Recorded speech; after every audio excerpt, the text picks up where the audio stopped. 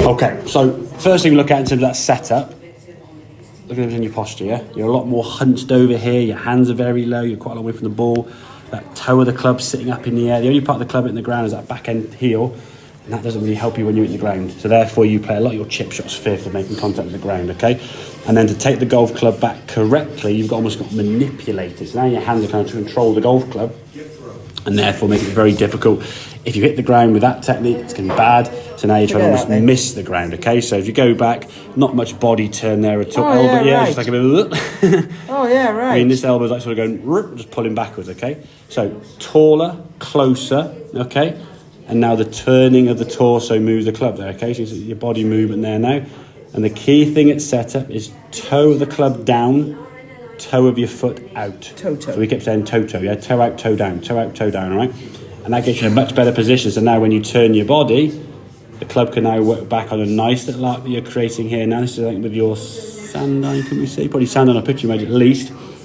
Coming back in the golf ball, striking the ground there, as you can see at the base of the golf ball there now. And look at your body turning through when you finish. And look how soft that ball come off the club face there now. Landing on the green there from sort of 10 yards off the green. And with sand iron, as we saw, when you go back with the sand iron, it was kind of going 50% in the air, roll out there 50%. Pitching wedge was landing at, what was it, at 1/3 and rolling out 2/3, and then 7 iron was landing at kind of 1/5 and around the other 4/5. Okay, so you landed it at the same spot, you would get a different total distance. If you want it at the same total distance, you've got to land it at a different spot. But then you've got to decide which club to take. And this is the thing I think when you said you played at P&K it was terrible, and when you played here it was good, you're used to the conditions around here. Bit of grass under the ball, bit fluffier, how it reacts. But I don't use my wedges like I should. No.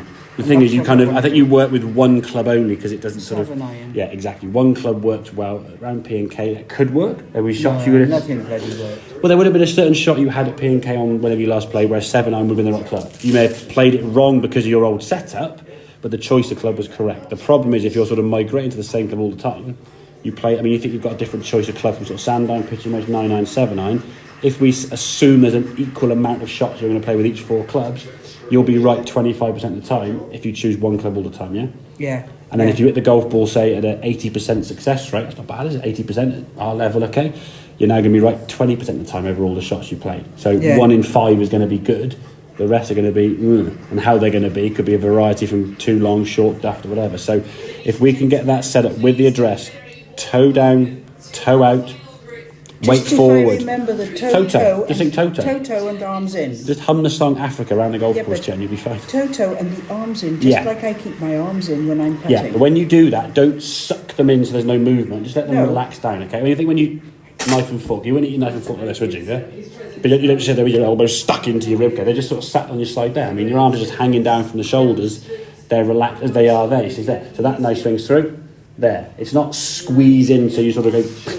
Stop like breathing. I do for the putter. Well, yeah, but equally, we're not going to be sort of moving the elbows and flailing them left or right. That putting stuff is bloody brilliant. With the stick, it makes a big difference. Is it worth exactly, said? Yeah. God, Jen, you don't have to stress me because I left some a little bit shorter. Okay. Because that's the situation. Yeah, exactly. But he still hold them. Yeah, he's a good player, to be fair. Yeah. Exactly. Yeah. So getting that body turn. You think again when you finish this shot, how close your hands are to your body. So it's just brilliant. That was a real nice sort of soft chip shot of the golf ball there. So toe down. Toe out. And just remember this. Body move. Yeah, exactly. Yeah. Practice that. When you do that, don't shrug your shoulders up. Just relax your shoulders down. Yeah, relax. There you go. That's better. You see this? I tend to have tenseness in my shoulders. Yeah. Okay, makes sense? Yeah. Perfect. I'd like